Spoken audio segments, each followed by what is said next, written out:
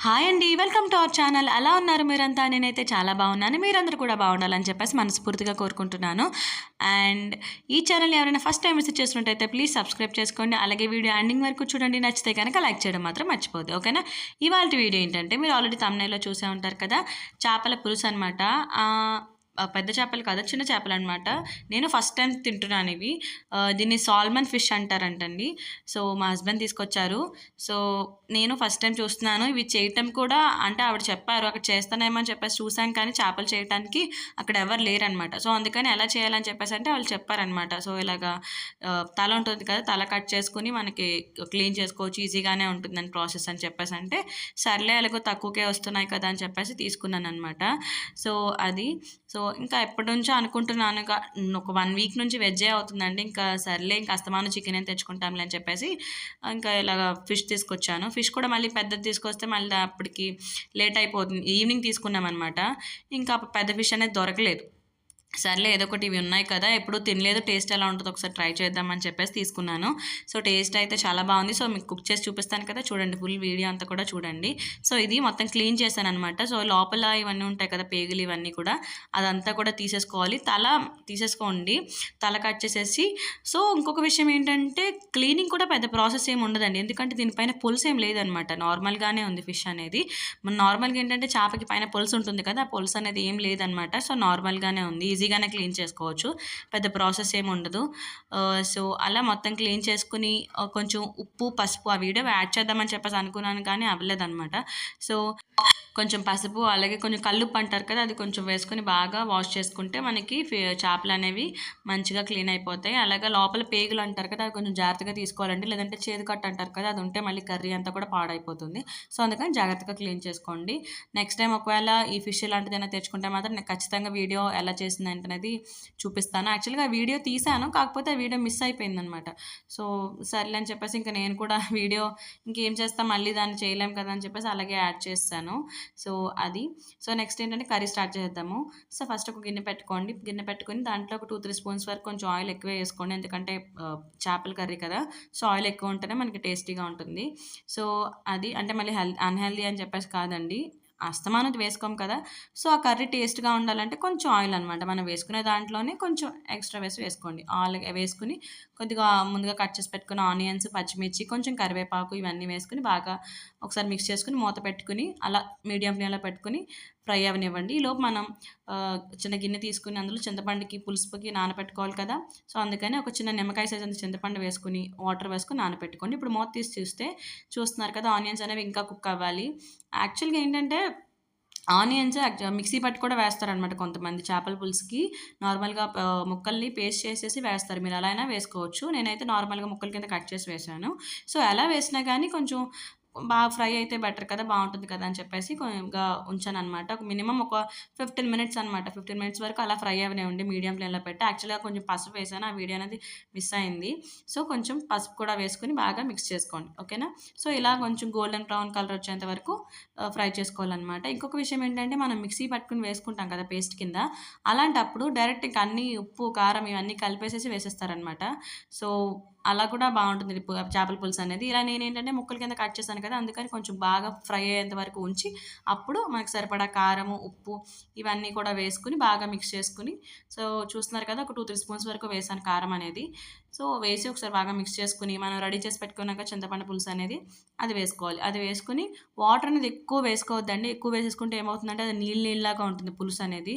So, అంత taste అనేది ఉండదు. సో, చింతపండు పులుసు అవి వేసేసుకొని కొద్దిగా వాటర్ యాడ్ చేసుకుంటే సరిపోతుంది. అండ్ పులుపు కూడా ఎక్కువ వేసుకుంటే మనకి పుల్లగా అనిపిస్తుంది చేపల పులుసు అనేది. నాకైతే ఎక్కువ నచ్చదు. చింతపండు పులుసు నేను వేస్తాను గానీ, ఈ చేపల పులుసే కాదు, ఏ చేపల పులుసైనా కానీ ఎక్కువ చింతపండు వేయననమాట. సో, నాకు అది మసాలా అది ఎక్కువ కొంచెం తెలుస్తూ ఉంటేనే బావుంటుందనమాట. నాకైతే అలాగే ఇష్టము. సో, మా ఇంట్లో వాళ్ళందరూ కూడా సేమ్ అలాగే ఇష్టపడతారు. సో, అందుకని ఎక్కువ నేను అలా చేస్తాను. సో, పులుసు అవి వేసుకొని మూత పెట్టుకొని చూస్తున్నారు కదా! మరుగుతుంది కదా! ఇప్పుడు మనం మసాలా పేస్ట్ అనేది వేసుకుందాము. యాక్చువల్‌గా మసాలా పేస్ట్ అంటే నేను అన్నీ మిక్సీ పట్టి చేసుకుంటానండి. ఎక్కువ మిక్సీ పట్టి చేసుకొని స్టోర్ చేసుకుంటాననమాట. అంటే అల్లం, వెల్లుల్లి, జీలకర్ర, లవంగాలు, చెక్క, యాలకులు ఇవన్నీ వేసుకొని పేస్ట్ చేసుకుంటాననమాట. ధనియాలు మాత్రం మామూలుగా డ్రై రోస్ట్ చేసుకొని అవి పౌడర్ చేసుకొని సెపరేట్‌గా పెట్టుకుంటాను. అవి ఇందులో మిక్స్ చేయను. సో, రిమైనింగ్ అన్నీ కూడా పేస్ట్ చేసేసి వేస్తాననమాట. సో, ఒక 2 స్పూన్స్ వరకు పట్టింది నాకు. సో, మీరు తినే మసాలా బట్టి అంటే కారం మీరు ఎంత తినగలరో దాన్ని బట్టి మసాలా అనేది యాడ్ చేసుకోండి. వేసుకొని ఒకసారి బాగా మిక్స్ చేసుకున్న తర్వాత మనకి ఎప్పుడైతే పులుసు బాగా మరుగుతుందో అప్పుడే మనం ముక్కలనేవి వేసుకోవాలి. ఓకేనా? ముక్కలు అలాగే మసాలా కూడా 2 పులుసు మరిగిన తర్వాత వేసుకోవాలి. సో, పులుసు బట్టి ముక్కల బట్టి పులుసుని మనం అడ్జస్ట్ చేసుకోవాలనమాట. సపోజ్ మీకు ముక్కలు సపోజ్ ఎక్కువ ముక్కలుంటాయి కదా! అలాంటప్పుడు తక్కువ పులుసు వేస్తే బాగోదు. సో, అందుకని నాకు దగ్గర దగ్గరగా ఒక 10, 15 అలా ఉన్నట్టున్నాయి ముక్కలు. సో, చేపలు. సో, దానికి నేను తగ్గట్టుగా పులుసనేది వేసుకున్నాను. ఎక్కువ పులుసు వేసుకుంటే ఏమవుతుందంటే అది మరిగే వరకు మనం అలా హై ఫ్లేమ్‌లో ఉంచాలి. అప్పుడేమవుతుంది చేపనేది ముక్కలు విడిపోయి చేపంతా కూడా కర్రీలో ముళ్ళు కింద అయిపోయి కర్రీ అంతా పాడైపోతుంది. సో, అందుకని ఏం చేస్తారంటే ఎప్పుడు కూడా తక్కువే వేసుకోండి పులుసనేది. చేపల పులుసుకి మరీ నీళ్ళలా ఉంటే అస్సలు టేస్టీగా ఉండదు. సో, అందుకననమాట. అండ్ ఇంకొక విషయం ఏంటంటే నేను గమనించింది ఏంటంటే ఇదివరకు తెలియక ఒకసారి ఏమైందంటే చేపల కర్రీ నేను ఫస్ట్ టైం చేస్తున్నాననమాట.